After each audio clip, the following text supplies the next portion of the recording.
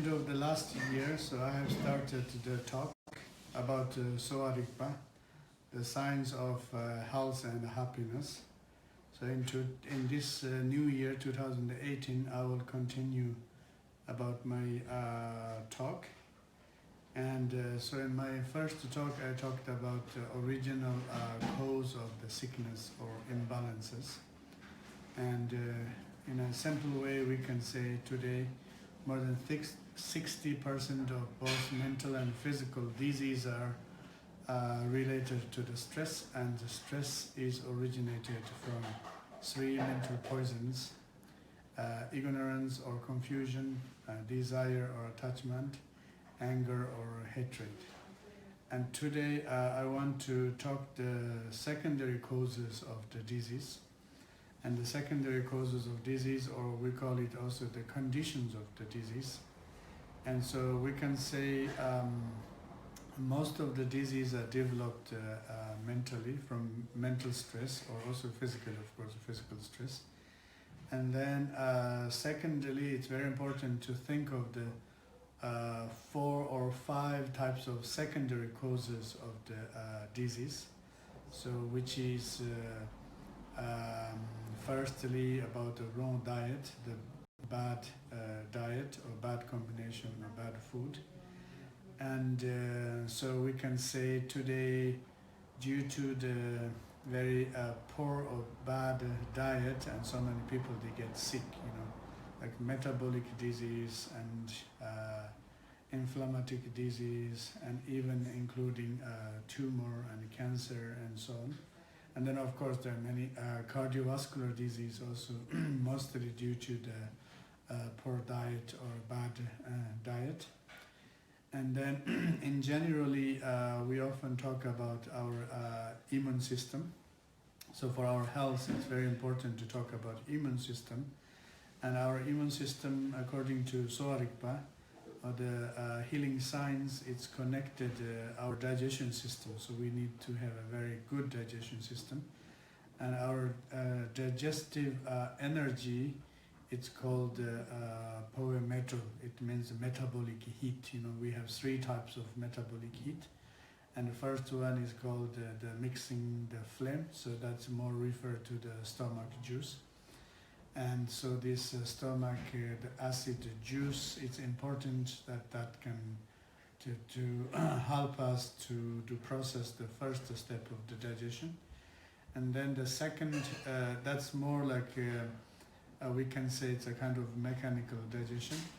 And then the second part is more connected to the chemical digestion in the small intestine.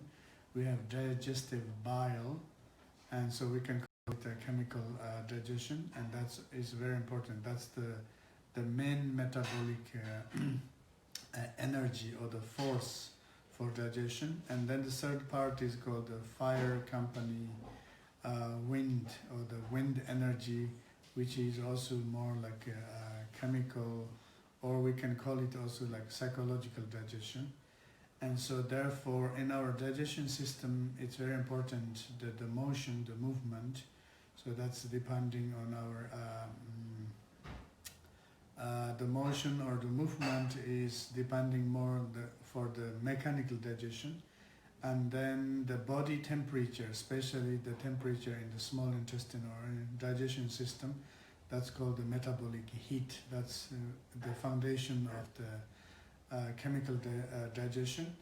And then the psychological well-being, the happiness and mental health, it's a good energy, good mood, or good thought is important for digestion, because once our mind is disturbed, of course that is also influencing our digestion. That can cause constipation and so on. So therefore, so in the digestion system we can say there is a mechanical digestion, chemical digestion and psychological digestion. And that part is very much connected about our diet.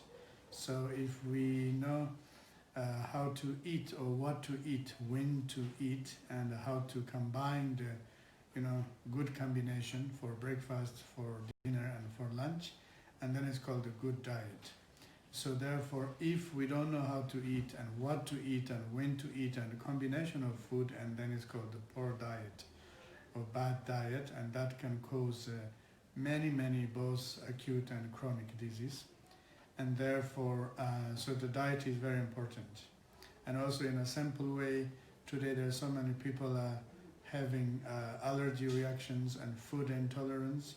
So those are all because of the, we are we don't know about the knowledge about food and about the drink and so on. So that's why the Sowa Rigpa, like 1,000 years ago, already mentioned that the poor diet or bad diet, it is the one of the main cause of the secondary cause of the sickness or disease.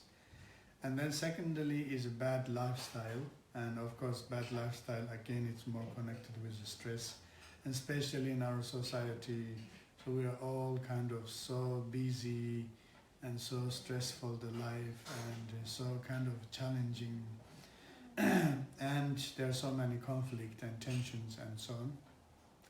And so our society, it's like a kind of a very agitated ocean. So somehow we need to cope well with this very busy and agitated society. And so if we don't know how to cope or how to deal with this society, of course, then that's the base, how we develop a kind of bad quality of lifestyle. So people, they don't go to, we don't have a kind of like a regular lifestyle. And I think in our lifestyle, to have a regular lifestyle is very important. So for example, people, they don't go to on time to sleep, and the sleeping rhythm is mixing up, and they go to sleep very late, and then the morning, it's difficult to get up, or then, so that part is, for example, the sleep part is an important part of lifestyle. And then one of the worst thing in our lifestyle is like mentally we are over busy, and then physically we are not moving enough, like sedentary lifestyle, and that is a very like a bad combination. So we are too busy and we don't rest enough or don't relax enough, or many people, they don't know how to rest. That's also becoming a big issue, and they think they are resting well, and somehow they are doing like wrong things.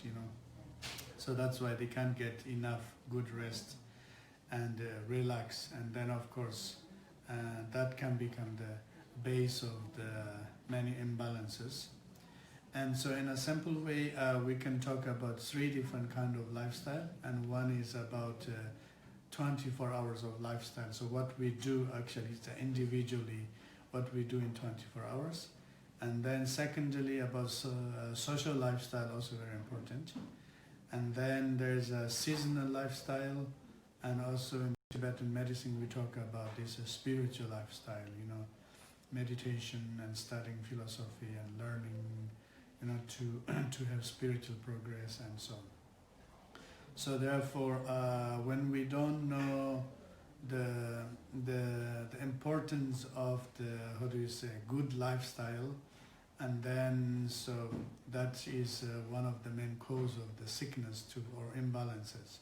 So therefore, it's very important to watch about lifestyle too.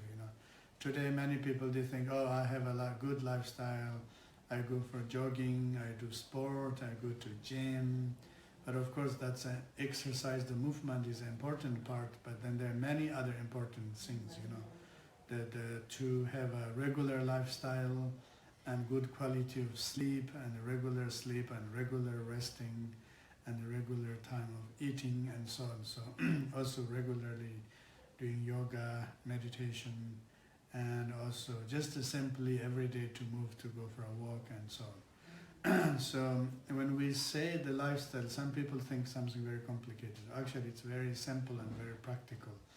And we really need to know very essential points about sleep, about relaxation, and about resting things. And so because of the wrong lifestyle, so we can get sick, and we start to develop imbalances. And then, so I talked about poor diet and poor lifestyle, and then third one is more seasonal. So today, the season is very kind of like a bipolar, and up and down. In the winter is warm and summer is cold. The raining season is changing and so on. This is of course mostly due to human activities, and somehow the weather is affected. And once the weather is affected, and that's affecting us again. So that's why today this is becoming like a very big issue. And in Tibetan medicine, we call it tu means time, and that's more like refer to the seasons. The season is like there is a seasonal, natural big clock, and in our body we have like a body clock, and it's very important. The temperature and the humidity or the dryness and everything kind of like completely match. The clock of the nature and clock of our body. So that's why the season is very important. And today we know like there's some kind of disease especially connected with seasons, like cold and flu in the winter, and digestion issues in springtime, or allergy in springtime. And then in summer, more people are suffering with a panic attack, and in winter more people are suffering from depression and so on. So that's why also we really need to learn how to cope well with the seasonal rhythms, how to live well in different seasons. And of course Sowa Rigpa talks about that a lot, seasonal lifestyle. And then the other thing is Tibetan is called the Don, the fourth cause of the disease. So Don is a Tibetan word. It's translated like as a provocation, and I'm translating it as invisible forces. And of course, traditionally, the dawn is referred for evil spirits or bad spirits attacking for us, and then we get sick and so on. But today, we can see it, one kind of this dawn can be like a psychosomatic disease, and other kind of this dawn, the invisible causes can be, of course, the bad energy coming from nature. That's very possible. And then the third one is something very interesting is, especially I'm explaining in today, in modern time, is this invisible causes can be also like microorganism. And so many people, they get sick with parasites and bacteria and virus, and these things we can consider as dawn causes, invisible causes. So therefore, of course, the hygiene is very, very important. And of course, Sowa Rigpa also talking about how to get rid of the dawn, or how to be careful about the dawn and so on. So some of that part is, for example, one of these dawn is called Naga, the water spirit. And so this kind of dawn is connected with water energy. And I think some of this Naga is, Naga energy is involved in the bacteria, the virus and so on. Then of course the hygiene is very important for treat that kind of thing or to prevent. And so those are the four major like secondary causes. And then the last one is about genetic, So we know like there are so many physical health issues, and as well as mental health issues. Somehow it's connected with our family, so we can call it like collective family karma. And even like mental, like depressions, psychosis, it can run in family. And then many physical disease, cardiovascular disease, like cancer, oncology, and so many things can run in family. Or let's say also like a simple thing is like a migraine, it runs in family. So there are so many kind of disease, it run in family. And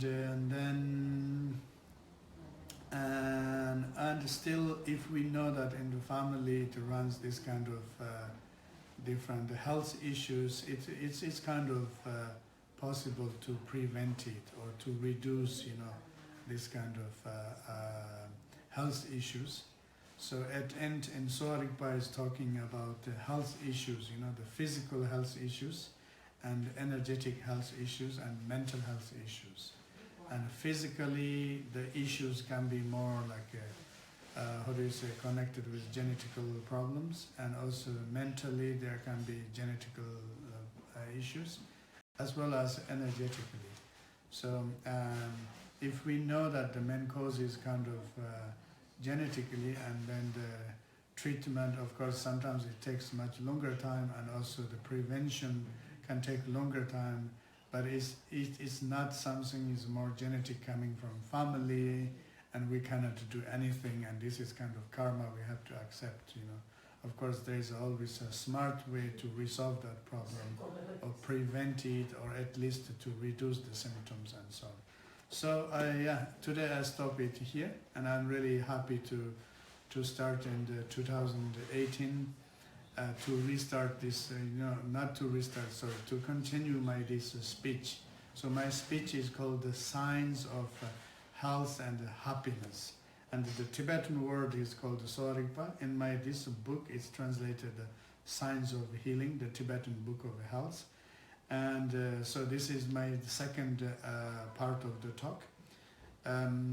Firstly, I talked about original cause of all imbalances or sicknesses. And then today I talked about the secondary main causes, so about the wrong diet, about the wrong lifestyle, and about seasonal problems and invisible negative forces and genetics. So basically about 5 big points, you know. So as Sowa Rigpa says, the goal of the Sowa Rigpa and the goal of Tibetan medicine, we have 2 goals, you know, to prevent and to cure. And if we think about prevention, of course, the prevention is better than cure. If we think about prevention, and then we have to know that how the imbalances or the sicknesses are developing, and what are the primary causes and what are the secondary causes. So therefore, in my first speech I talked about primary causes, and this speech is a very short speech, is about secondary causes. And if we know what are these 2 kind of causes, how they are creating all imbalances, and then there are more opportunity how to deal with it, how to work with it, and then we can find a better and smart way to prevent both chronic and acute and chronic disease. So we can prevent both acute and chronic disease, and of course all kind of disease is always preventable. You know, we can prevent physical disease, we can prevent energetic disease or imbalances. Also, we can prevent mental disease or imbalances. Okay, so yeah, that's my short talk. And greetings from Rome. And very soon I'm starting my Asian trip. And in a few days I'm flying to Taiwan, and then Japan, then to Singapore, when I will have some time, and I will keep doing this Facebook live talk, and I hope these informations are useful for you. Thank you very much. Thank you.